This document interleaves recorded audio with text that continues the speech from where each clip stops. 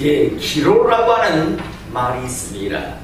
영어로는요, 터닝 포인트라고 하는데 어떤 뜻인가 하면 갈 방향이 서로 다르게 나누어지는 지점이라는 그런 뜻을 가지고 있습니다.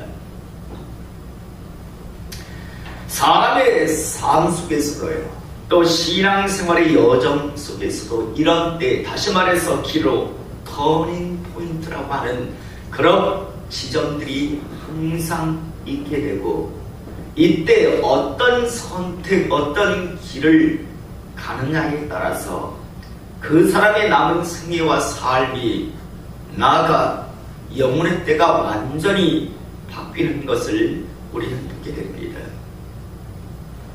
쉽게 예를 들자면 다윗이라고 하는 하나님의 사람이 있었는데, 참 충성스러운 하나님의 사람이었는데 어느 날 자신의 부하인 우리아의 아내 밧세바를 취하게 됩니다. 이때 하나님께서는 나단 선지자를 통해서 그가 지금 하나님 보시기에 범죄했다라는 것을 말씀하게 되는데요, 이때 다윗은 기로 터닝 포인트 앞에 서게 됩니다. 자신이 가지고 있는 그 권력을 가지고 나단 선지자의 말을 막을 것인가, 아니면 나단 선지자를 죽여서 모든 사람들에게 비밀로 삼을 것인가, 아니면 나단 선지자를 통한 그 책망의 말씀을 듣고 무릎을 꿇고 이제 다시 하나님의 사람으로서의 돌이킴을 취할 것인가. 그는 기로 터닝 포인트에 서게 됩니다. 이때 다윗은요, 하나님의 귀하신 그러한 은혜 안에서 후자인 회개, 돌이키는 그런 선택을 하게 되고요, 이후 그는 하나님의 사람으로서 멋지게 쓰임받는 것을 우리가 보게 됩니다. 또 신약 성경에 보면 사울, 나중에 하나님의 사람이 되어서 바울이 되는 사람이 있습니다. 이 사람 역시요, 기로 터닝 포인트를 만나게 되는데, 다메섹 도상이 바로 이 사도 바울에게 있어서는요, 터닝 포인트 기로였습니다. 그는 다메섹이라고 하는 지역에 예수 믿는 자들을 잡으러 가는 사람이었습니다. 그런데 그 길에서 예수님을 만나게 됩니다. 하지만 그는 이제 선택을 해야 했습니다. 과연 지금까지 자기가 살아왔던 삶, 바리새파 사람으로서 예수 믿는 사람을 계속 붙잡아 죽이는 그런 일을 계속 할 것인가, 아니면 지금까지 자기가 이단이라고 생각했고 예수 믿는 그런 사람들을 잡아왔는데 자신이 예수 믿는 사람이 될 것인가, 그는 기로 터닝 포인트에 서게 됩니다.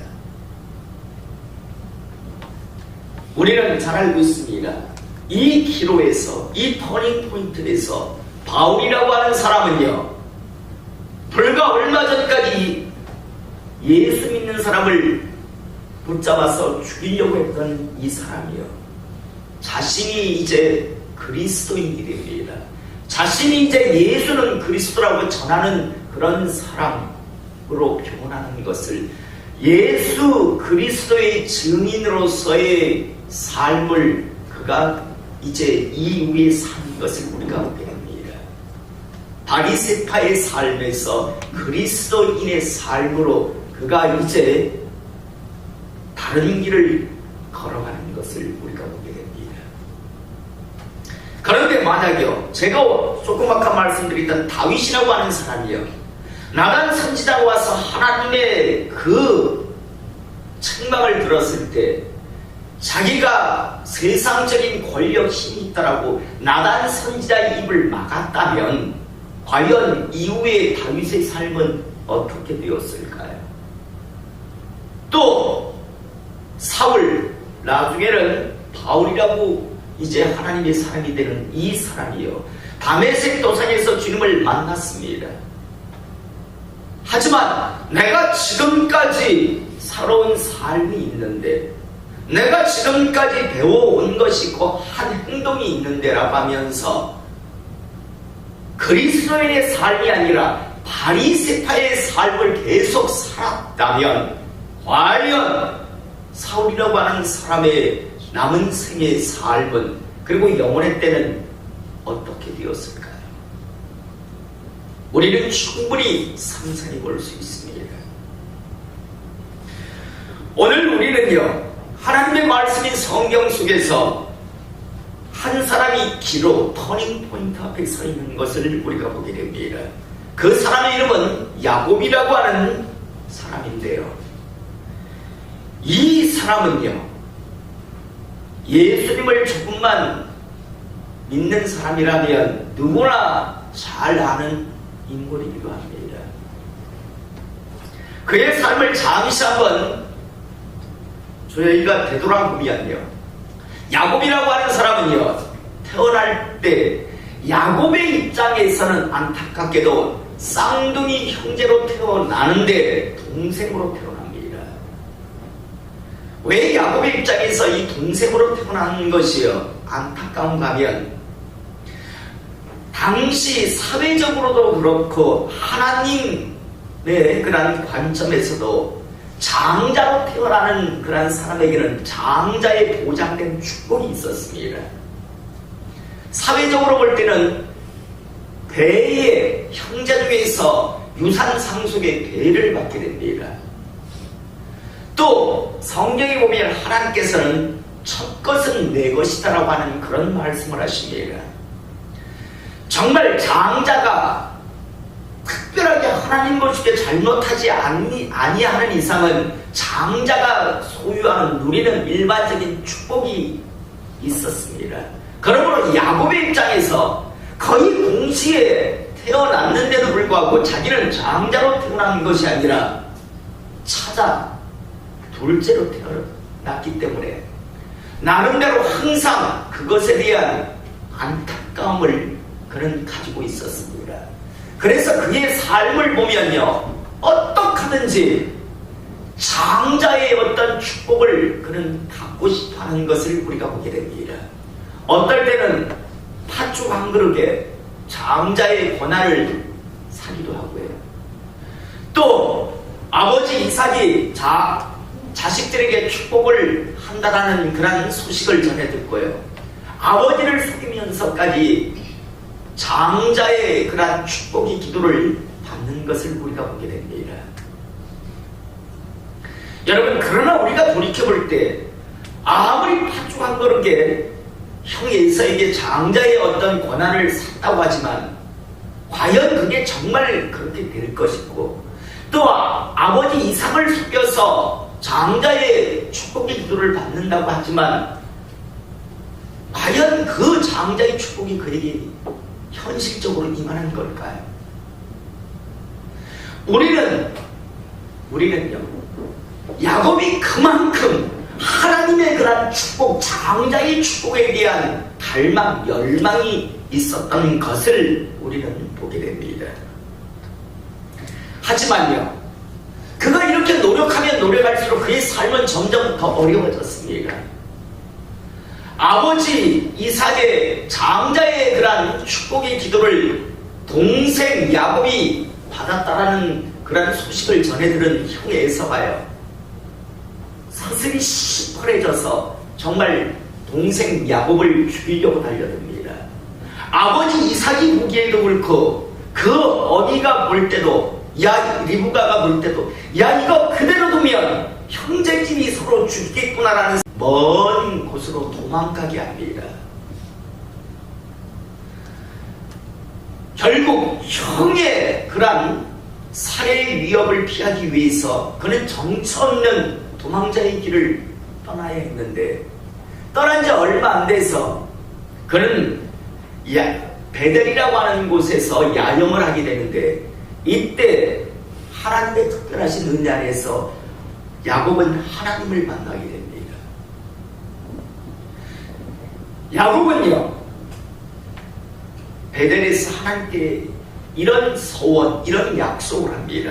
창세기 28장 20절에서 22절에 보면 야곱이 서원하여 이르되 하나님이 나와 함께 계셔서 내가 가는 이 길에서 나를 지키시고 먹을 떡과 입을 옷을 주시어 내가 평안히 아버지의 집으로 돌아가게 하시오면 여호와께서는 나의 하나님이 되실 것이요 내가 기둥으로 세운 이 돌이 하나님의 집이 될 것이요 하나님께서 내게 주신 모든 것에서 10분의 1을 내가 반드시 하나님께 드리겠나이다 하였더라.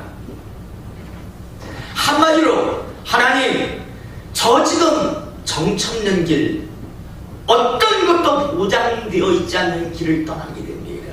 하나님, 저희 이 길을 하나님께서 지켜주신다면 제가 굶지 않고 입지 못하고 어떤 누구에게 피해를 당하지 않게 하나님께서 나를 지켜주시고 그리고 다시 나를 이곳에 돌아오게 하여 주신다면 저는 하나님을 온전히 섬기겠습니다. 정말 하나님을 참신으로 저희 신으로 섬기겠습니다라는 그런 약속을 베델에서 하게 됩니다. 이후에 보면요,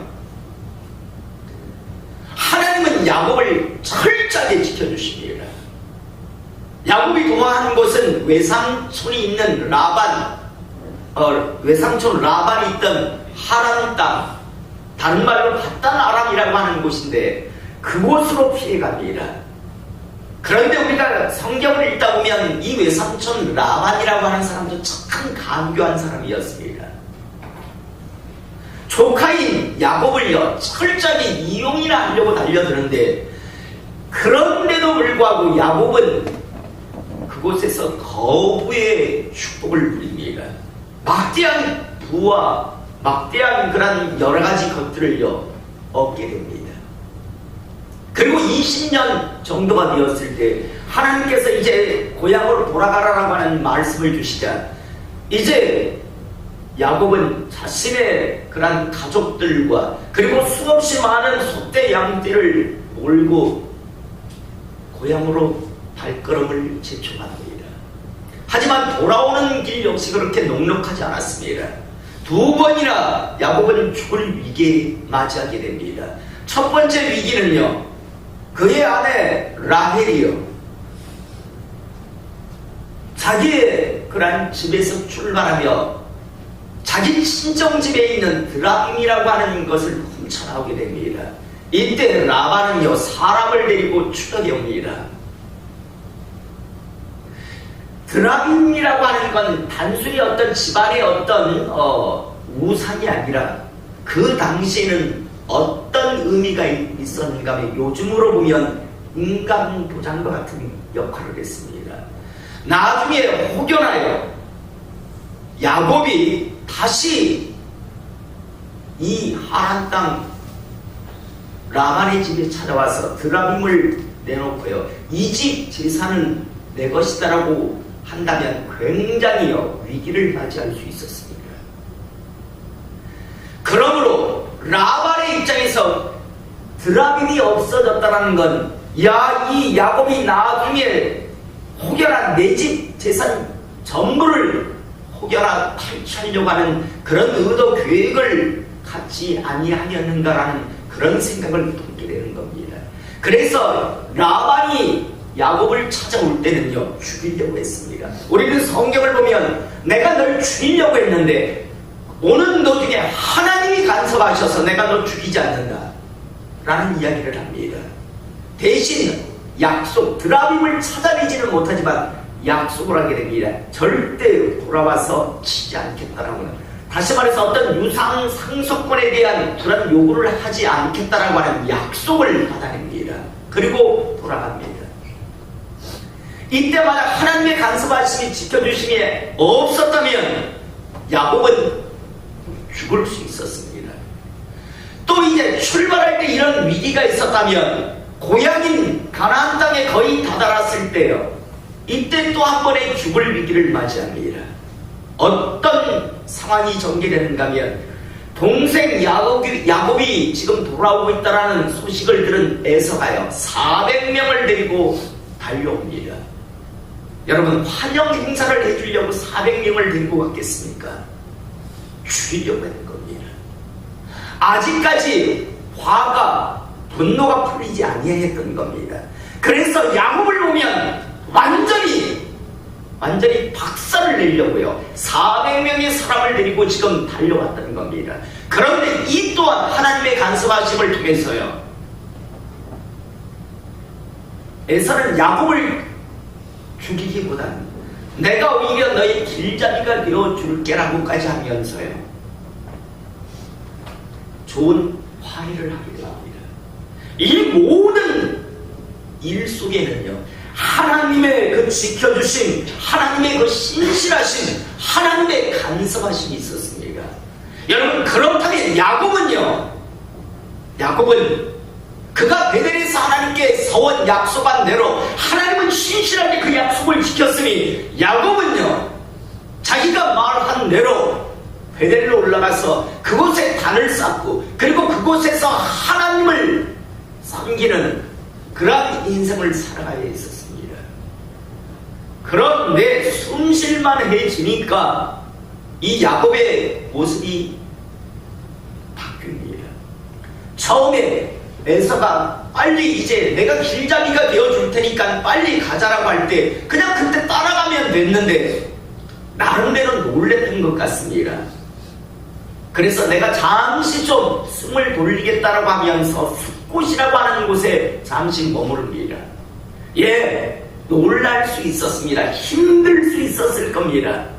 그렇다면 숫곳에 잠시 머물다가 다시 이제 하나씩 새 힘을 차려서 베델로 올라가면 좋은데, 베델로 가는 게 아니라 세겜이라고 하는 곳으로 가버립니다. 분명 하나님은 약속을 지켰습니다. 아주 신실하게 완벽하게 지켜주시고 보호하셨습니다. 그렇다면 야곱 역시도 당연히 베델이라고 하는 곳으로 나아가야 했는데, 그런데 베델로 가는 것이 아니라 어디로 가는가 하면 세겜이라고 하는 곳으로 나가버립니다. 어쩌면 이때 야곱은요, 이런 생각을 했을지 모릅니다. 아니, 이 정도면 내가 다 제대로 하는 건 아닌가? 이 정도면 내가 한다고 하는 건 아닌가? 여러분, 하란에서 세겜까지는요 700km의 거리입니다. 세겜에서 베델까지는 약 40km 정도밖에 남지 않았습니다. 그러니까 내가 이제 한 700km를 달려왔는데 이제 한 40km 남았는데, 아니 뭐 베델이나 뭐 여기 뭐 세겜이나 이 정도면 하나님도 이해하시겠지. 내가 세겜 정도에 머문다고 해서 굳이 꼭 베델이어야 돼? 세겜이라면 700km를 달려왔는데 이제 남은 한 40km 이 정도에 머물어도 하나님은 그냥 그게 그거라고, 세겜이나 베델이나 그게 그거라고 그냥 넘어가 주시겠지라는 그런 착각을 했던 것 같습니다. 그래서 계속 세겜에 머물려고 합니다. 여러분, 그러나 하나님께서 원하시던 것은 세겜이 아니라 베델이었습니다. 지금까지 야곱의 삶 속에 어떤 어려움도 없었습니다. 제 아무리 약삭빠른 외삼촌 라반이 그를요 이용하려고 해도 점점 하나님의 그 축복을 누리며 살아왔던 그 많은 어려움과 위기 속에서도요, 그는 당당하게 어떤 어려움도 위기도 당하지 아니하였던 이 야곱이 세겜에서 어려움을 당하기 시작합니다. 딸 디나가요 성폭행을 당합니다. 여러분, 이게 그렇게 간단히 보입니까? 아버지 야곱의 입장에서 외동딸이요 성폭행을 당해요. 세겜 사람에게요. 그리고 이후에 보니까 어떤 일이 전개되는가? 여동생이 세겜 사람에게 성폭행을 당했다는 그 이유 때문에요, 아들들이 무슨 짓을 하는가? 하나님을 팔아서요 복수를 자행합니다. 할례를 다 행하라고 하더니요 불편해지는 순간 달려들어서요 세겜성 사람들을 쳐 죽이기 시작합니다. 그리고 그곳에 있는 것들을 약탈합니다. 여러분 얼뜻 보면 뭐 그럴 수 있지라고 생각하지만요, 하나님을 이용해서 하나님을 팔아 개인적인 복수를 한 겁니다. 문제는요 이후에 전개될 그런 일입니다. 세겜성 주변에 있는 사람들이 가만히 있지 아니할 거라는 것을 야곱은 알게 됩니다. 세겜성 주변에 있는 이제 사람들이요 야곱의 그 모든 일족들을 완전히 멸하기 위해서 일어난다면 야곱은 이제 도관에 든 줍니다. 그냥 그 안에서 모든 가족이 몰살을 당해야 할 그런 상황이 놓여진 겁니다. 여러분 왜 이런 일이 일어났을까요? 아니 20년 동안 그 먼 타국에서도 그렇게 하나님께 복을 받던 이 야곱이 왜 거의 다 와서 세겜이라는 곳에서 이 위기를, 이 어려움을 당해야 하는 걸까요? 이때 하나님께서 오늘 우리가 읽은 본문 말씀에 이 말씀을 주시는 것을 우리가 보게 됩니다. 창세기 35장 1절에서 7절의 말씀을 보면 하나님이 야곱에게 이르시되 일어나 베델로 올라가서 거기 거주하며 내가 내 형 에사의 낯을 피하여 도망하던 때에 내게 나타났던 하나님께 거기서 제단을 쌓으라 하신지라. 이제 왜 야곱이 지금까지 그 어려움을 위기를 겪었는가를 알게 됩니다. 야곱아 베델로 올라가라. 네가 서 있어야 할 곳은 세겜이 아니라 베델이었다. 그런데 왜 자꾸만 세겜에서 머물러서 호우적거리느냐라는 그런 말씀이었습니다. 자, 이때 2절에 보니까 야곱이 이에 자기 집안 사람과 자기와 함께한 모든 자에게 이르되 너희 중에 있는 이방 신상들을 버리고 자신을 정결하게 하고 너희들의 의복을 바꾸어 입으라. 우리가 일어나 베델로 올라가자.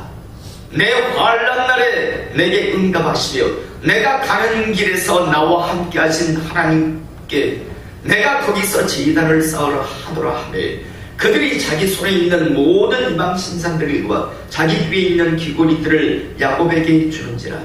야곱이 그것들을 세겜 근처 상수리 나무 아래 묻고 그들이 떠났으나 하나님이 그 사면 골들로 크게 두려워하게 하셨으므로 야곱의 아들들을 추격하는 자가 없었더라. 여러분 야곱은 세겜이라고 하는 곳에서 뒤로 터닝 포인트를 맞이합니다. 과연 고집을 피우며 계속 세겜에 머물러야 하는가? 아니면 이제 모든 것들을 다 땅에 묻고 하나님께서 약속하신 베델로 올라가야 하는가? 그런 기로에 서 있었는데 야곱은요 베델로 올라갑니다. 사랑하는 성도 여러분, 저는 오늘 이 시간 이 말씀을 리마의 말씀으로 받기를 이 시간 축복합니다. 여러분들은 지금 여러분 각자의 세겜에 있으니까 아니면 하나님께서 원하시고 기대하시는 베델에 서 계십니까?